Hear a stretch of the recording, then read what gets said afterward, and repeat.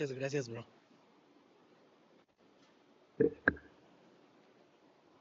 El día de hoy, el pastor JJ le tocó enseñar en Semilla México. Si tienes oportunidad en la semana, ve la prédica. La primera reunión de cada año se llama 7x7 en Semilla México. No sé si ya te ha tocado ir a Semilla México a un 7x7, pero lo que pasa es que el pastor Fermín invita a los pastores de las diferentes semillas a dar un mensaje que se llama 7x7 y son 7 mensajes durante 7 minutos que parecen como 15 cada 7 minutos. Entonces, pero si tienes chance, escúchalo, escucha el 7x7 del día de hoy. La verdad es que está padrísimo, está súper, sí, está súper porque cada pasaje o cada pastor se le entrega un mensaje o se le entrega una porción diferente o dentro de la misma porción se le entrega como ciertos versículos y cada uno de los pastores estudia pues en Monterrey, en Querétaro, en Ecatepec, en los diferentes lugares en donde se encuentra y nos damos cuenta cómo el Señor en su soberanía hace un solo mensaje y su Espíritu Santo hace un solo mensaje y de repente pues te das cuenta, no se pusieron de acuerdo, pero están hablando de lo mismo. Entonces, eso, si tienes chance, escucha el mensaje de 7x7 que se está dando hoy en Semilla México. Y nosotros estamos terminando hoy el día, la serie que comenzamos una semana antes de Navidad. Cuando comenzamos esta serie, lo que dijimos es que nos estaríamos preparando para la Navidad. Entonces, no sé si recuerdas, vimos cuatro porciones. Solo permítame. Vimos 4 porciones. Y hablamos de la profecía, hablamos de la anunciación, hablamos de el nacimiento de Jesús y hablamos de la adoración hace 8 días con Alan. En la profecía estudiamos el Evangelio de Mateo del capítulo 1 del 18 al 23. En la Anunciación estudiamos Lucas capítulo 1 del 26 al 38. En el Nacimiento estudiamos Lucas del versículo 1:80 al capítulo 2, versículo 20. En la adoración hablamos de Mateo 2, del 1 al 12. Entonces, hoy terminamos esta serie. Nos estábamos preparando para la Navidad, sin embargo, ya nos agarramos hasta el año nuevo, ¿no? Entonces, cuando comenzamos esta serie, justo lo que dijimos que nos prepararíamos para la Navidad. Y hemos estado meditando en estos diferentes textos. Ahora, ¿será que la Biblia nos cuenta un bonito cuento de Navidad o nos relata un bonito cuento de Navidad? La respuesta es no. El relato del nacimiento de Jesús no solo nos muestra el poder de Dios, no solo nos muestra el amor de Dios, no solo nos muestra su misericordia y no solo nos muestra la soberanía de Dios.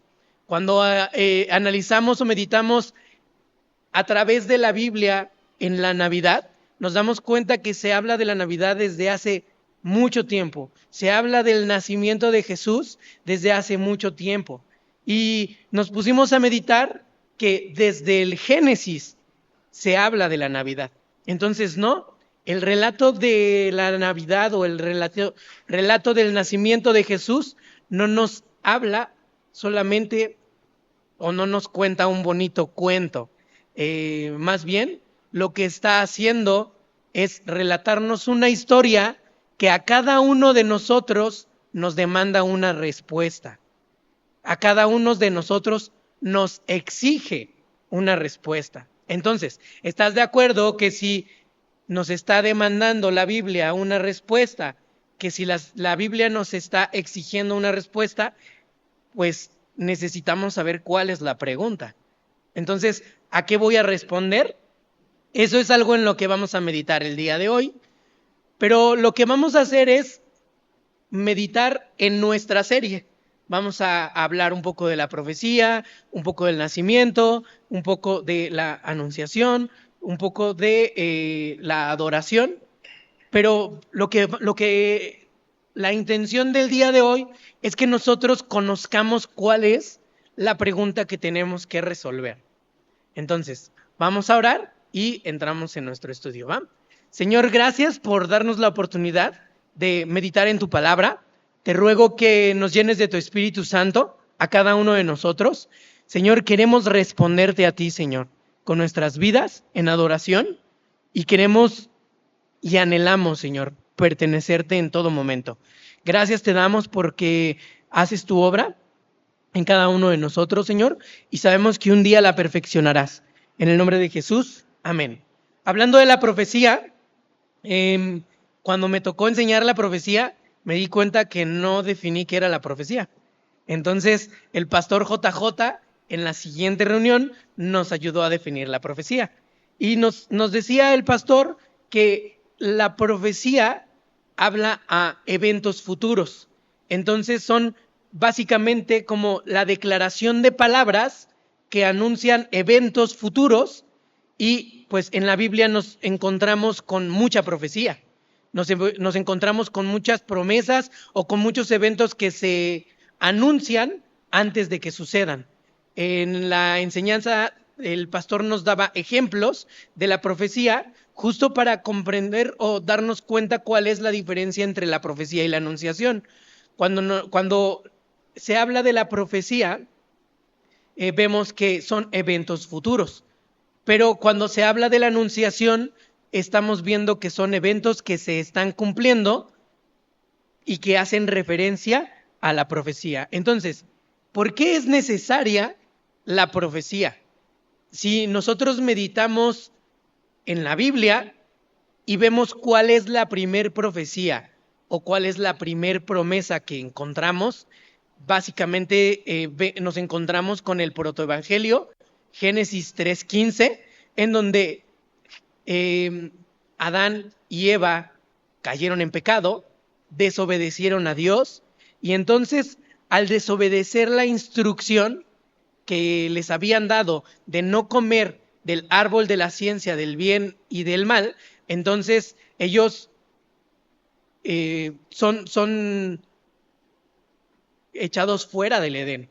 ¿Por qué? Porque están entrando en esta desobediencia. Dice la Biblia que por causa de un hombre entró el pecado al mundo. Entonces, por causa de Adán entra el pecado al mundo y por esta razón, digamos, partiendo de la desobediencia, comienza la muerte. Por causa de un hombre entra el pecado y por el pecado entra la muerte. Entonces, Romanos 5:12 dice, por tanto, como el pecado entró en el mundo por un hombre y por el pecado la muerte, así la muerte pasó a todos los hombres. La desobediencia de Adán y Eva es conocido como el pecado original. Entonces es como el primer pecado, es como la primera desobediencia y bueno, a partir de ahí es que viene como la caída del hombre, ¿no? No nos damos cuenta que es desde el principio de los tiempos. Ahora, en Romanos 5:12 nos dice que por cuanto todos pecaron. Entonces, primer punto que me gustaría que nos diéramos cuenta, la Biblia nos dice que todos pecamos. No podemos refugiarnos en el pecado de Adán y Eva. No podemos decir, es porque Adán pecó que yo hice esto. No podemos decir, es porque Eva pecó que yo vivo de esta forma. Y de la misma forma, no podemos responsabilizar a las generaciones anteriores. Dice la Biblia, por cuanto todos pecamos. Entonces, cada uno de nosotros es responsable y cada uno de nosotros es actor de su propio pecado. Y es el principal de su pecado, ¿no? Entonces, ¿qué es el pecado? El pecado es eso lo encontré como una definición, y el pecado es una actitud de rebelión en contra de Dios. Esto lo vi en el diccionario Holman. que es un diccionario bíblico. Dice, el pecado es una actitud de rebelión en contra de Dios. Son acciones por las cuales el hombre o la mujer se rebelan en contra del propósito de Dios para sus vidas. Y entonces me hago la pregunta, ¿cuál es el propósito de Dios para mi vida? Pregunta, no levanten la mano, solo es para que te lo respondas. ¿Sabes cuál es el propósito de Dios para tu vida? ¿Eres consciente de cuál es el propósito de Dios para tu vida? Y yo quiero que meditemos en uno de los propósitos que dice Juan 10:10. Juan 10:10. Dice, el ladrón no viene sino para hurtar, matar y destruir. Yo he tenido para que tengan vida y la tengan en abundancia. Entonces, en este punto yo quisiera hacer un paréntesis. Todos hemos usado Google Maps, ¿sí? Ok. ¿Alguien no ha usado Google Maps? Ok. Cuando alguien nos invita a comer a una casa, ¿no? Con algún familiar, algún amigo, y no sabemos dónde vive, o va a ser en un salón y no sabemos dónde queda, le decimos, mándame la ubicación. Y entonces nos manda la ubicación, nos metemos al WhatsApp, abrimos la ubicación, nos redirige al Maps o al Waze, si es el que usas, y te enseña cuál es la ubicación destino. Te muestra cuál es el lugar a donde tienes que ir. ¿Ok? Pero abajo tiene un circulito con los 4 puntos cardinales o con 2 líneas cruzadas. Cuando tú presionas ese botón, lo que te dice es dónde estás. ¿Ok?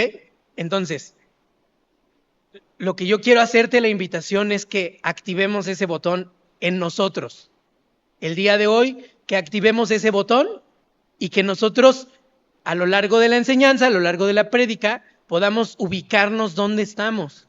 O sea, sabemos cuál es el destino, sabemos cuál es el lugar a donde tenemos que ir, sabemos cuál es la ubicación que nos mandó el Señor en su WhatsApp, ¿no? Y entonces estamos partiendo de Juan 10:10. El ladrón no viene sino para hurtar, matar y destruir. Yo he venido para que tengan vida y la tengan en abundancia. Entonces, ahí cerramos el paréntesis, ya tenemos todos activo nuestro botón de dónde estoy y me hago la pregunta, ¿cómo está mi vida hoy? Hoy, 4 de enero del 2026, ¿cómo está mi vida? ¿Tengo una vida plena y abundante? ¿Puedo yo decir que me encuentro en el destino? ¿O estoy a 10 pasos? ¿O tengo que tomar un Uber? ¿O de plano el WhatsApp me dice que no se encuentra ruta disponible, ¿no? Nos encontramos a veces con el mapa que así nos dice, ¿no? Y entonces, tal vez no estoy en una vida plena y abundante, tal vez estoy en ruinas. Entonces, cuando nosotros cometemos pecado, cuando nosotros vivimos en pecado, lo que estamos haciendo es errar en el blanco. En este caso, el blanco es Juan 10:10, una vida plena y abundante. Entonces, cuando yo estoy viviendo en pecado, cuando yo estoy desobedeciendo, cuando estoy en la manera de Adán y Eva, lo que estoy haciendo es errar en el blanco. Ahora, no nos vamos a quedar en Juan 10:10. Vamos a poner diferentes blancos, ¿no? Porque a veces estoy enfermo o estoy pasando por una crisis económica o a veces tuve un accidente. Recientemente conocí a una hermana y esta hermana me platicaba que fue secuestrada. Y entonces, cuando hablábamos del Evangelio, cuando empezamos a meditar en la palabra, el Señor nos mostraba que el Señor tenía un propósito para ella, ¿no? Pero, ¿crees que ella se sentía durante el secuestro en una vida plena y abundante? Definitivamente no. Muchas veces cuando nosotros estamos pasando por una crisis, cuando estamos pasando por una dificultad, es difícil ver una vida plena y abundante. Entonces, con la intención de que no nos vayamos así de, ay, no estoy viviendo ahí, vamos a poner otros blancos, ¿no? Juan 1:12. Mas a todos los que me recibieron, a los que le recibieron, a los que creen en su nombre, ¿en el nombre de quién? En el nombre de Jesús, les dio la potestad de ser hechos hijos de Dios. ¿Cuál es el blanco? ¿Soy un hijo de Dios? Juan 6:47. De cierto os digo, el que cree en mí tiene vida eterna. ¿Cuál es el blanco? La vida eterna.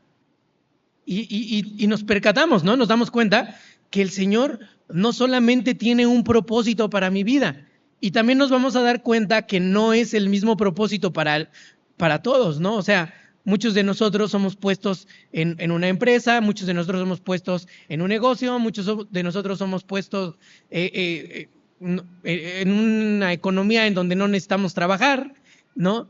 Y el Señor tiene diferentes blancos para cada uno de nosotros. Juan 10:10 nuevamente, el ladrón no viene para hurtar, matar y destruir. Yo he venido para que tengan vida y la tengan en abundancia. Ezequiel 11:19 dice, y les daré un corazón y un espíritu nuevo. Pondré dentro de ellos y quitaré el corazón de piedra en medio de su carne y les daré un corazón de carne. Tenemos otro blanco, ¿no? Tengo un corazón nuevo, tengo un espíritu nuevo. ¿Y cómo podría yo saber si tengo un corazón nuevo o un espíritu nuevo? ¿No? Mi corazón anhela buscar a Dios. Mi espíritu anhela estar en la presencia de Dios todo el tiempo. Entonces, nuevamente, regresamos. La desobediencia al plan de Dios para mi vida es errar en el blanco. Cuando yo vivo en desobediencia, justo eso, estoy errando en el blanco. Entonces, sencillo, ¿la desobediencia es pecado?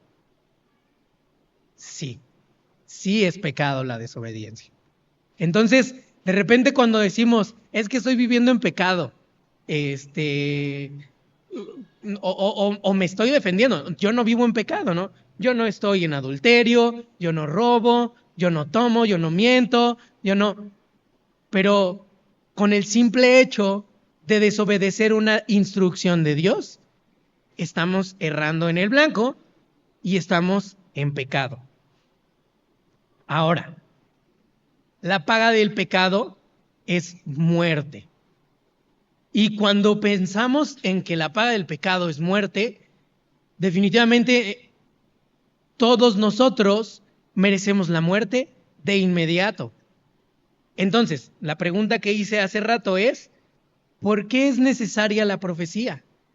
¿Por qué es necesario que se cumpla lo que el Señor prometió? Porque el Señor en un momento promete acabar con el pecado. Porque el Señor promete que ya no habrá más desobediencia.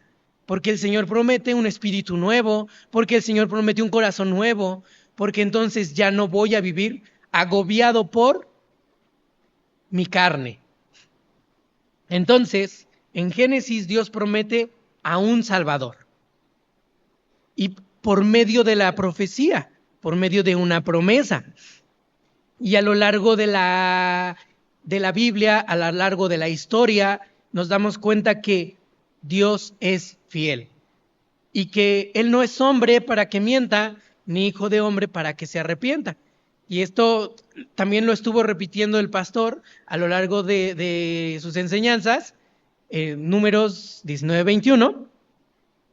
Y justo eso, ¿no? Dios lo que hace a través de la Biblia es afirmar su promesa de un Salvador.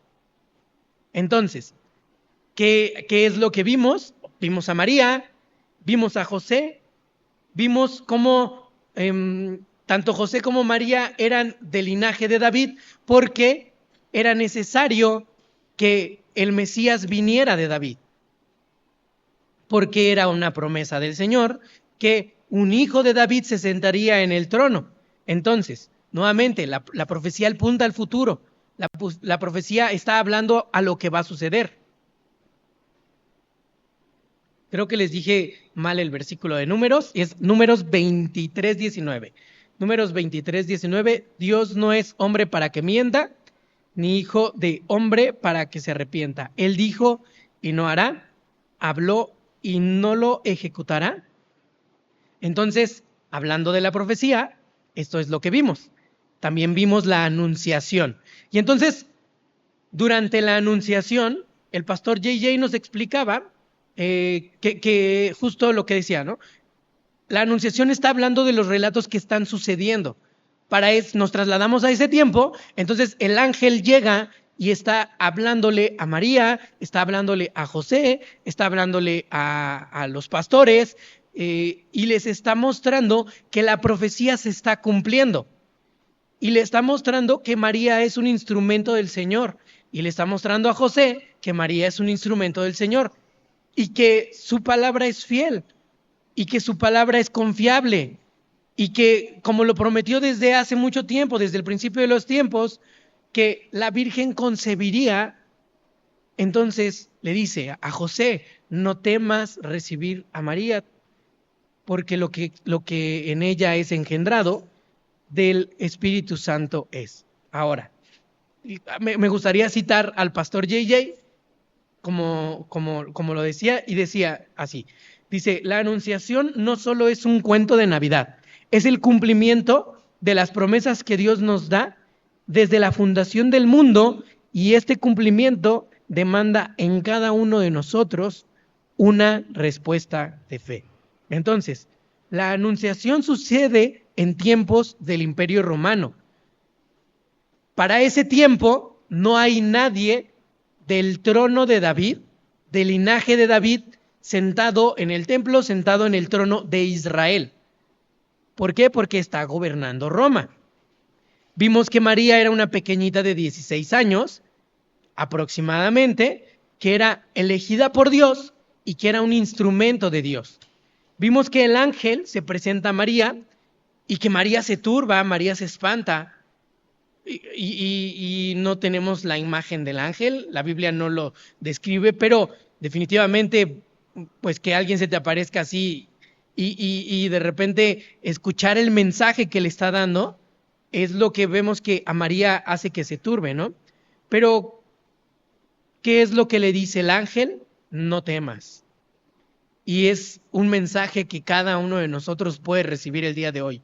Cuando Dios se presenta a tu vida, lo primero que tienes que saber es que muchas veces nos acercamos al Señor esperando encontrar paz, esperando encontrar plenitud, esperando encontrar gozo. Y cuando recibimos al Señor, comienzan las pruebas y comienzan las dificultades. Y de repente, pues te corrieron del trabajo. Y de repente, ya no te hablan en tu casa. Y de repente comienzan a suceder cosas contrarias a lo que tú esperabas. Pero el ángel le dice a María, no te turbes. Y es el mismo mensaje que cada uno de nosotros puede encontrar cuando el Señor se revela a nuestras vidas. No nos turbemos. El Señor está en control. Entonces, mientras todos los reinos del mundo están cayendo, y justo, ¿no? Es muy ad hoc, ¿no? La noticia de estos días, y es un escándalo, es justo, ¿no? Donald Trump invadió Venezuela y muchos lo ven como una invasión, muchos los ven como un milagro, y vamos a encontrar un montón de posturas. Sin embargo, todos los reinos del mundo caen, pero el reinado de Jesucristo es para siempre. María es elegida como la madre de el que va a gobernar eternamente y para siempre. Entonces vimos a María creerle al Señor y entonces vemos que para Dios no hay nada imposible. Vemos que para Dios no hay limitantes. De repente, para que María pueda procrear, es necesario de un hombre, porque es necesaria la fecundación, y es necesario que interfiera el hombre. Pero para Dios no hay imposibles. Y a veces las manos del hombre estorban para que el propósito de Dios en mi vida se haga. Y entonces, ¿qué es lo que yo tendría que hacer como José? Pues no meter mis manos, dejar que el Señor haga su obra en mi vida, dejar que el Señor haga un milagro. ¿Te has topado con esas personas que de repente estás orando por él, estás pidiendo al Señor que venga a la iglesia, estás pidiendo al Señor que cambie y nomás no? Y nomás no sucede. Y de repente pues agarras la Biblia y le estás enseñando, le estás predicando y de repente pues ya lo estás incluso empezando a tratar mal porque no cambió y nos comenzamos a involucrar de la manera en que Dios no quiere.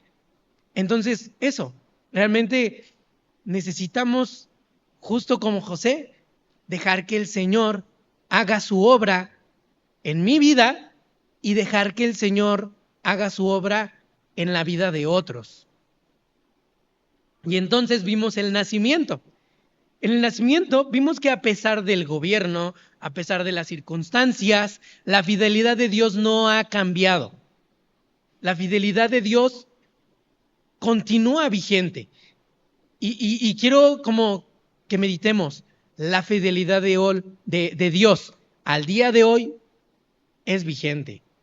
Dios sigue siendo fiel hasta el día de hoy. Jesús nació, hubo una matanza y Jesús fue guardado. Jesús llegó a ser adulto en medio de esa matanza. Entonces, nosotros necesitamos confiar en Dios. Necesitamos aprender a eso, a soltar, ¿no? A depender completamente del Señor. Jesús nació en un establo, siendo el Rey de Reyes, siendo el Señor de Señores, nació en un establo.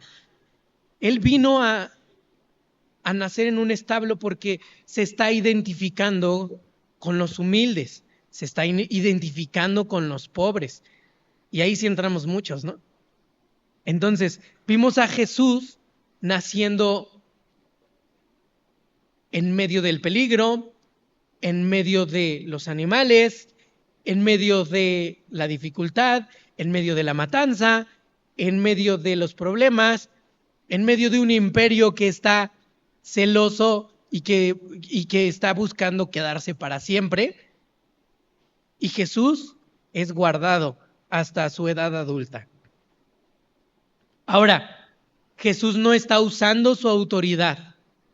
Jesús se hizo un hombre, se hizo un bebé, se hizo un niño. ¿Y quién estaba protegiendo a Jesús? Sus padres. Sus padres eran quienes estaban guardando a Jesús. Entonces, muchos de nosotros a veces usamos la apariencia. Jesús no usó la autoridad. Jesús no usó la deidad. Jesús no usó todo su poder para ser alguien. Entonces, porque nosotros sí usamos de una apariencia o usamos de algún método, alguna forma para aparentar lo que no somos. Nosotros buscamos muchas veces ser merecedores de respeto, buscamos muchas veces ser la autoridad, buscamos muchas veces ser quien manda, buscamos muchas veces los primeros lugares, pero Jesucristo no estimó el ser igual a Dios como cosa que aferrarse, sino que se despojó de toda la deidad. Ahora, imagina cuando pensamos vamos a meditar solo en un rasgo, y cuando pensamos en que Jesucristo se despojó de toda la plenitud de la deidad, nos podemos a pensar en muchas de sus características, pero vamos a meditar solo en una característica. Dios es eterno. Él existe desde el principio de los tiempos y Él existirá hasta el final de los tiempos. Cuando Él se despojó de la eternidad, Él puso una fecha de nacimiento y Él puso una fecha de muerte. porque Él entregó su vida, no se la quitaron. Entonces, cuando Él se despoja de toda la plenitud de la deidad, nos damos cuenta que todo aquello que para nosotros no se puede medir, Dios le puso un método para que nosotros lo midiéramos. O sea, Él es alto y sublime. Y seguramente los que estaban con Jesús lo veían a la cara. Entonces, cuando Él se despoja de la plenitud de la deidad, lo que hace es eso, poner estándares bajos para que nosotros podamos percibirlo. Entonces, también, también en su nacimiento vimos a los pastores y vimos que los pastores son los primeros en recibir el mensaje de las buenas noticias de salvación, buenas noticias para el mundo. Lucas 2:11 dice que os ha nacido hoy en la ciudad de David un Salvador, que es Cristo el Señor. Y ese es el mensaje. Los pastores tuvieron la oportunidad de anunciar el evangelio, de llevar el mensaje. Decía el pastor JJ que te gusta platicar, te gusta andar platicando y hablando con otros, pues te doy un mensaje para que lo lleves, ¿no? Y este mismo mensaje lo tenemos todos nosotros. Cada uno de nosotros puede participar del mensaje que se les entregó a los pastores. Jesús es el heredero del reino de David. Por eso es el Salvador, por eso es el Cristo. ¿Cuál es la respuesta de los pastores ante esta noticia? Obediencia y adoración. Obediencia y adoración. ¿Te das cuenta cómo nos partimos el mensaje desde la desobediencia de Adán? Llegamos al nacimiento de Jesús y a partir del nacimiento de Jesús podemos encontrar obediencia y podemos encontrar adoración, porque Jesús nos puede dar la capacidad de hacer esto.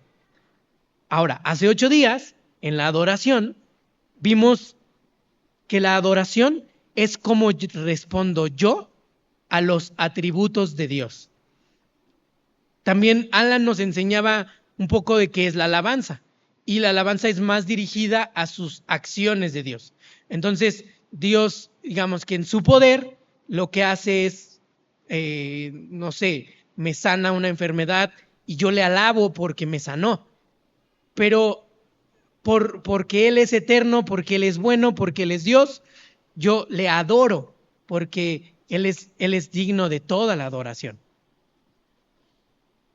Entonces, ¿a quién vimos en la adoración? A los magos. Y entonces vemos a los magos, primero que nada, los magos son los sabios. Y nos ayudaba Alan a definirlos. Y nos dimos cuenta que prácticamente para el lenguaje de ese tiempo, ver a los magos es darnos cuenta que pues son a los que uno consulta cuando tiene dudas. Ahorita pues vamos a la IA, al Google.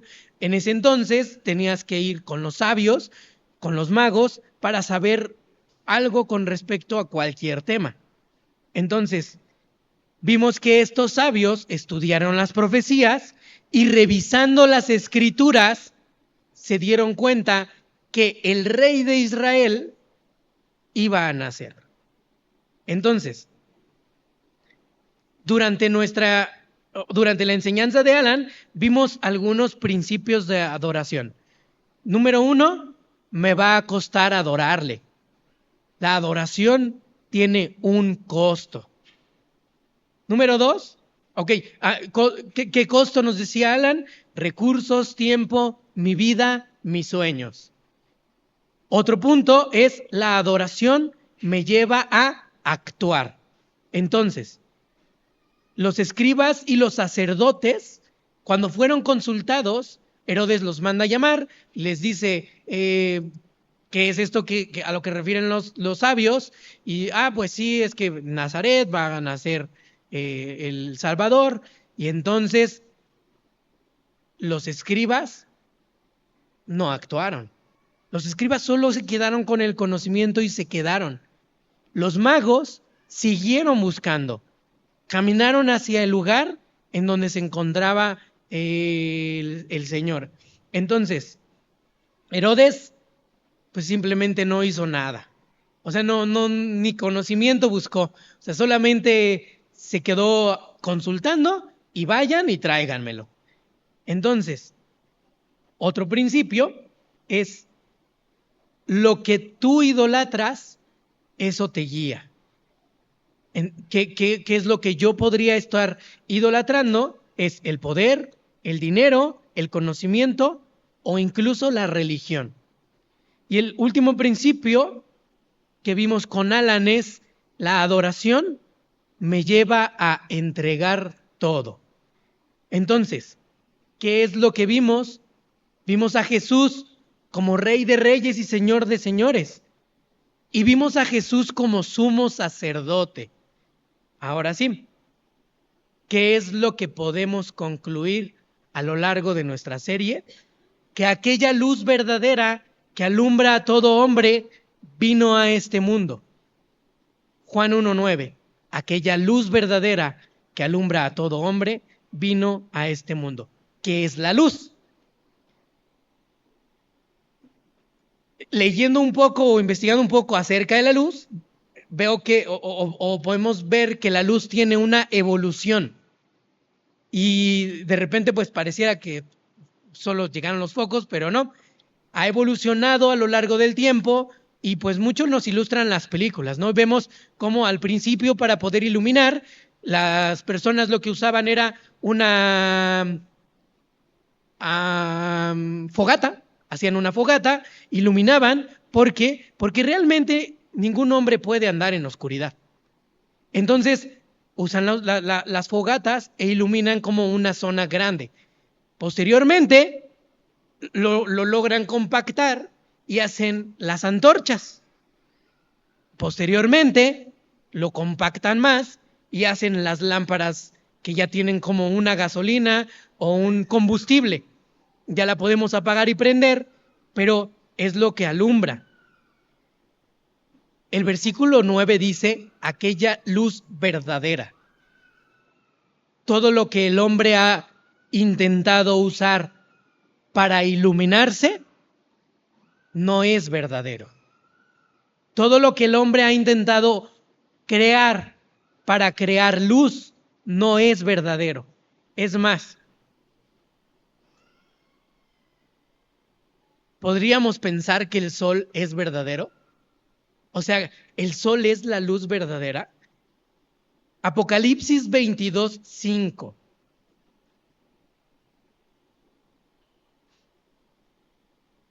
Dice, no habrá más allí noche, no habrá allí más noche, y no tiene necesidad de luz de lámpara, ni de luz del sol, porque Dios es el que porque Dios el Señor los ilumina y reinará por los siglos de los siglos.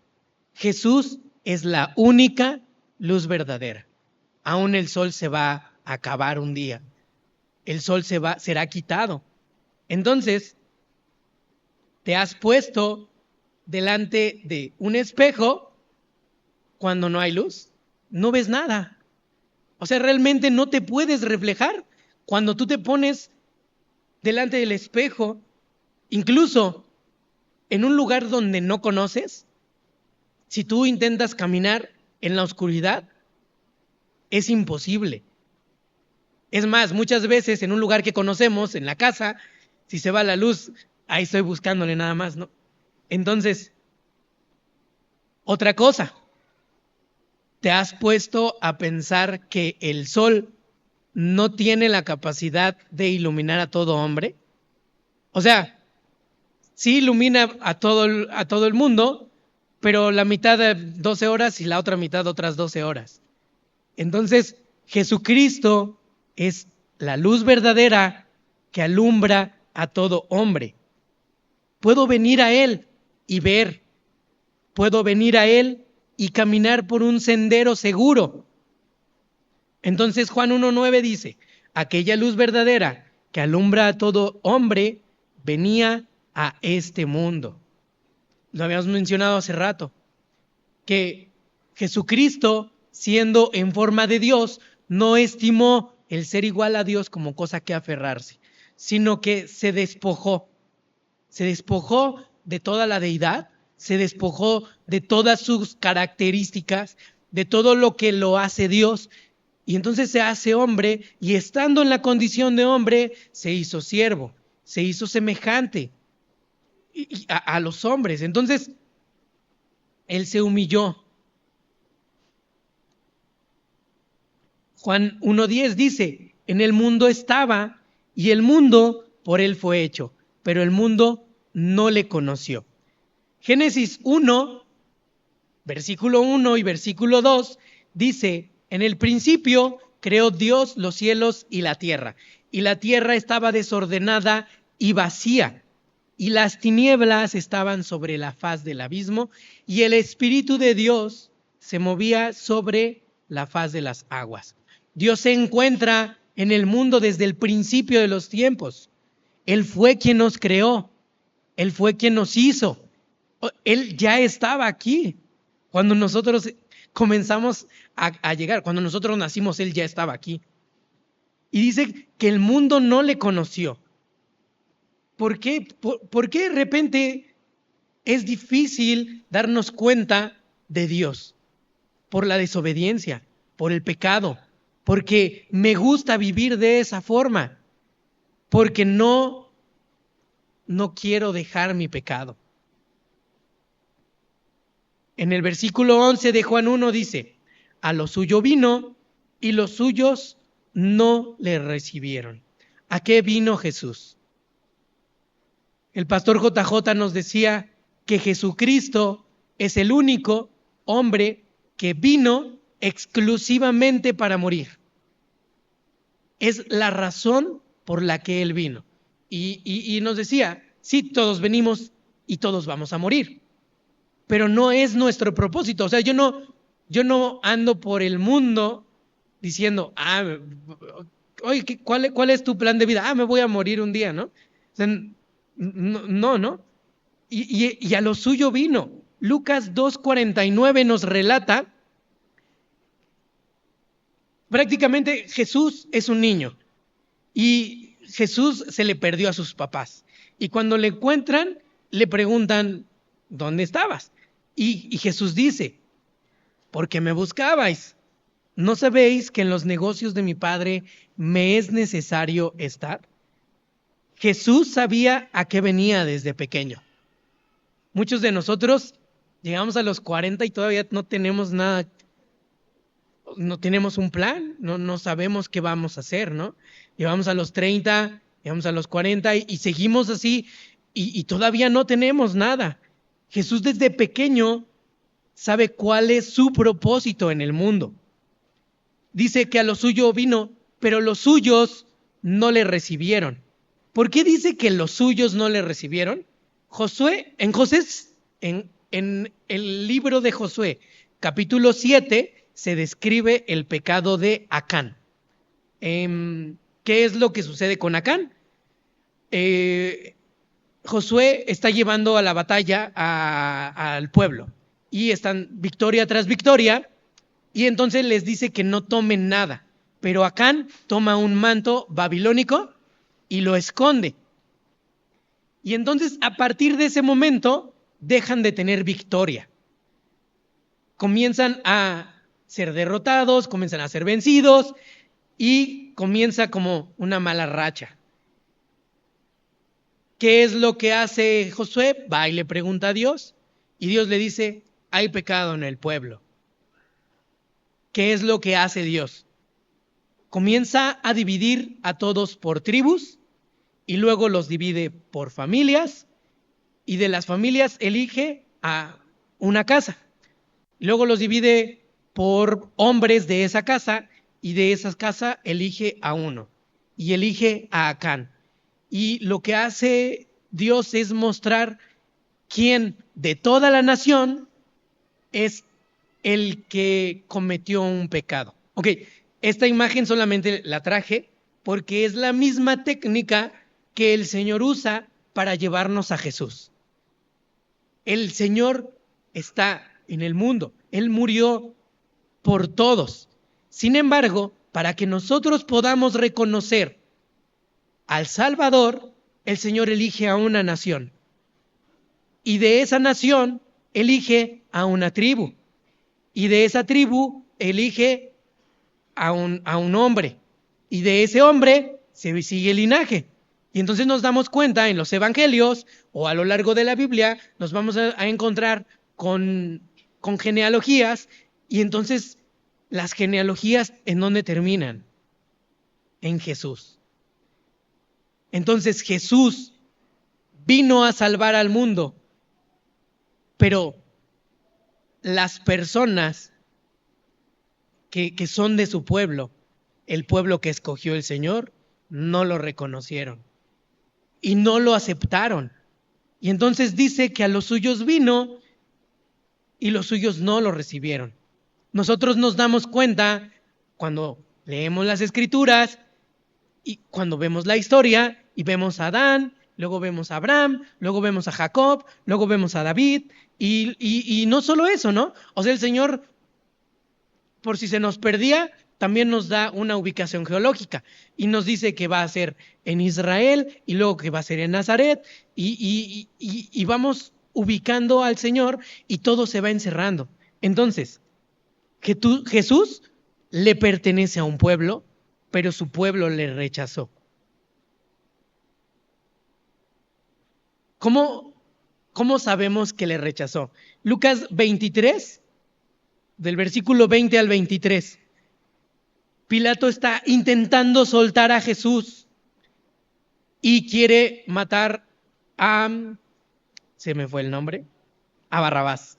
Exacto. O sea, quiere crucificar a Barrabás. Y entonces, ¿qué es lo que dice el pueblo?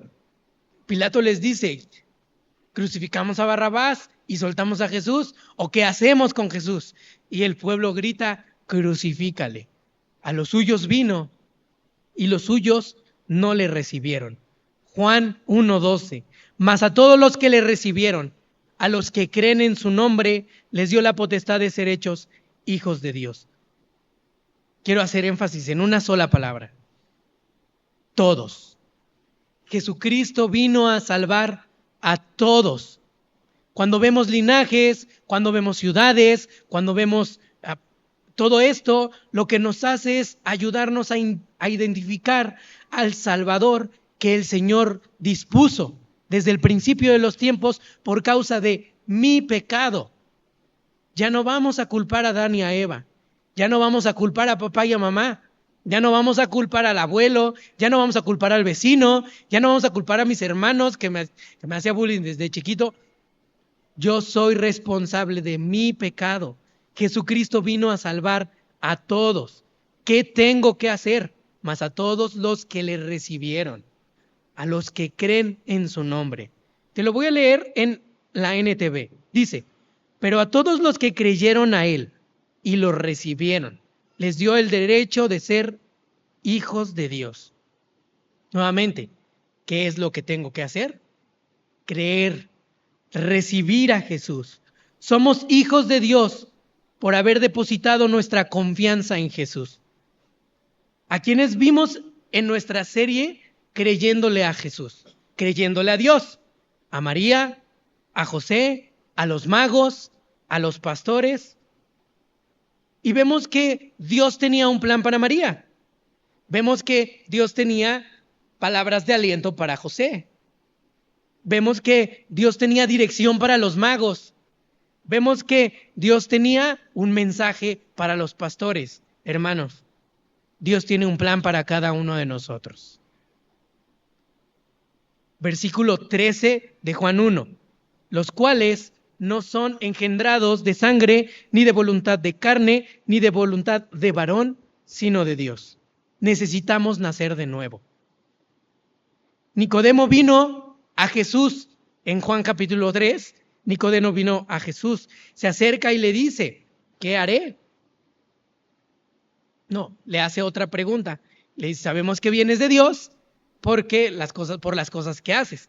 Y entonces Jesús le responde, de cierto te digo que el que no naciere de nuevo no puede ver el reino de Dios. necesitamos nacer de nuevo. Necesitamos volver a empezar. Estas fechas son importantes para muchos. La Navidad siempre es un tiempo para reconciliación, para perdonar, para abrazarnos, para amar, para reunirnos con familia, para abrazar a aquel hermano al que no le hablé durante todo el año. La Navidad siempre representa algo así. Y estoy seguro que cada uno de nosotros tiene una historia similar, en donde esta Navidad no la pasamos solos porque no le hablamos a tal, pero la próxima Navidad voy a buscar reconciliación. Y llegó la otra Navidad y no sucedió. Año Nuevo representa algo importante para muchos también. O sea, no en balde agarramos 12 uvas y hacemos 12 promesas que no vamos a cumplir, ¿no? O sea, representa mucho para nosotros como humanos, como personas, como para cada individuo, no solo como cristianos, tanto la Navidad como el Año Nuevo. Pero yo no necesito nuevas metas, nuevos propósitos, nuevas formas. Yo no necesito nuevos modos, nuevas amistades, nueva iglesia. Yo no necesito nada de eso. ¿Qué es lo que yo necesito? Necesito de mi Señor.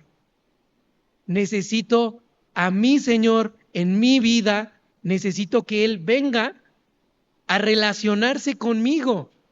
¿Por qué? Porque sí fallo, porque sí peco, porque sí me equivoco, porque sí me altero, porque sí contesto feo, porque sí miento, porque sí me quedé con el cambio, porque sí estoy viendo cosas que no debería de estar viendo en el celular, porque sí le contesté el mensaje a esa persona.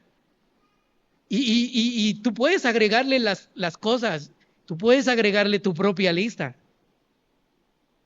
Juan 1:14 dice, y aquel verbo fue hecho carne y habitó entre nosotros. Y vimos su gloria, gloria como del unigénito del Padre, lleno de gracia y de verdad. Jesucristo es real. Lo vemos a lo largo de la historia. ¿Quieres ver su gloria? Recíbelo hoy. ¿Quieres platicar con Él? Recíbelo hoy. ¿Quieres escuchar su voz? Recibe al Señor hoy. ¿Quieres vivir esta vida plena y abundante de Juan 10:10? Necesitas recibir al Señor hoy.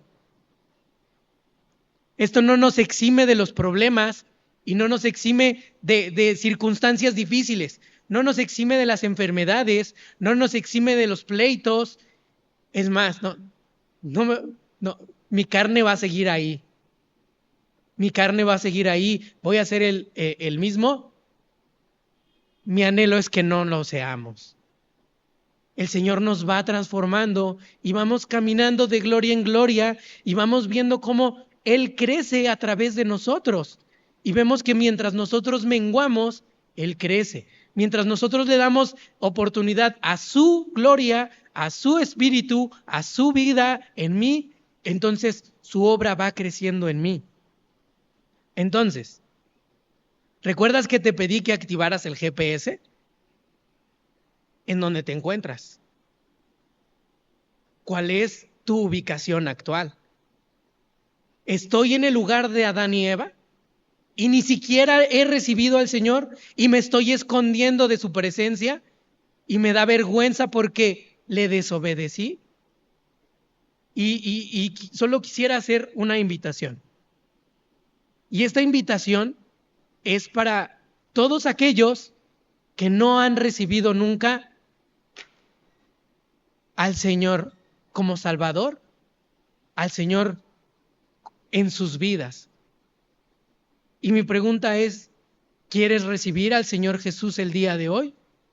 Si tú nunca has recibido al Señor Jesús como tu Salvador, si nunca lo has reconocido como el Rey de tu vida, ponte de pie.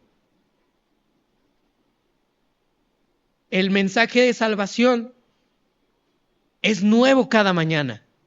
El mensaje de salvación es nuevo cada día. Y pues muchas veces la iglesia se llena de creyentes. Y a veces eso es muy padre, nos damos cuenta que habemos muchos creyentes, pero muchas veces no es tan padre, porque no estoy predicando el Evangelio, porque no estoy trayendo a nadie a la iglesia, porque no me estoy preocupando por mi vecino, porque estoy anhelando el cambio y entonces no estoy haciendo lo que el Señor me está mandando que haga. Y esta es una invitación ahora para los creyentes, porque la Biblia nos dice, y quisiera hablar de tres personas. Salomón, cuando está dedicando el templo, Primera de Reyes 8:46, dice, si pecaremos contra ti, si pecaren contra ti, porque no hay hombre que no peque, y estuvieres airado contra ellos, y los entregares delante del enemigo para que los cautive y te lleve a tierra, sea lejos o cerca. A lo que quiero hacer referencia es esto: no hay hombre que no peque. En Eclesiastés dice así: ciertamente no hay hombre justo en la tierra, no que haga el bien y que nunca peque. Pablo en Romanos dice en 3:23, Romanos 3:23, por cuanto todos pecaron, por cuanto todos pecamos, estamos destituidos de la gloria de Dios. Juan, en Primera de Juan 1:8, dice así: si decimos que no tenemos pecado, nos engañamos a nosotros mismos y la verdad no está en mí. Si confesamos nuestros pecados, Él es fiel y justo para perdonar nuestros pecados y limpiarnos de toda maldad. Este mensaje, o esto es para los creyentes. Necesitamos escuchar el Evangelio de Jesucristo todos los días. Necesito predicarme el Evangelio todos los días. Necesito arrepentirme de mis pecados todos los días. Necesito saber que Jesús murió y Jesús resucitó. Necesito obedecer como María y como José. Necesito rogar al Señor por las fuerzas necesarias para salir adelante. Entonces, si tú quieres pedir perdón por cualquiera de estas cosas, porque le grité a mi esposa, porque insulté a mis hijos, porque me emborraché en la cena, porque me puse a pelear, porque hablé mal, hablé con groserías, porque mentí y aún más. O sea, no quisiera como detener esta lista. La Biblia nos dice que todos pecamos y ninguno de nosotros puede hacerse justo por sí mismo.